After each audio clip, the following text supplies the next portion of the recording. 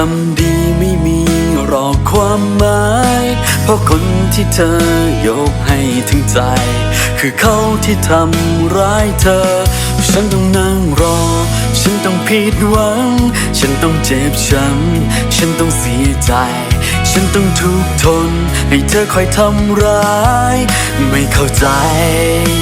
ถึงรักเธอมากขนาดนั้นแค่ฝุ่นมันเข้าตาแค่ลมมันพัดไป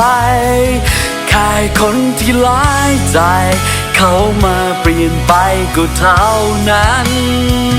แค่เขาไม่รักเรา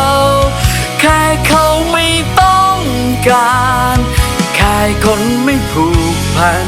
จะไปรั้งเขาไว้ทำไม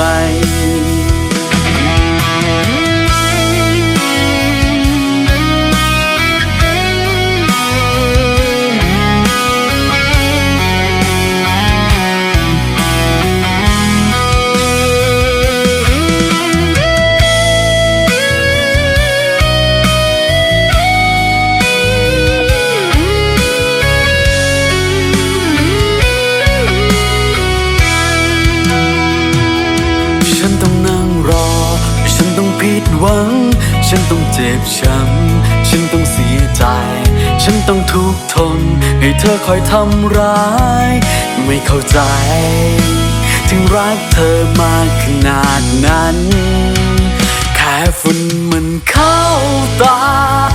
แค่ลมมันพัดไปแค่คนที่หลายใจเขามาเปลี่ยนไปก็เท่านั้นแค่เขาไม่รักเราแค่เขาไม่ต้องการแค่คนไม่ผูกพันจะไปรั้งเขาไว้ทำไม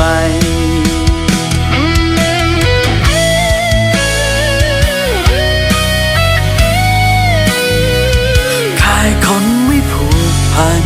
จะไปรั้งเขาไว้ทำ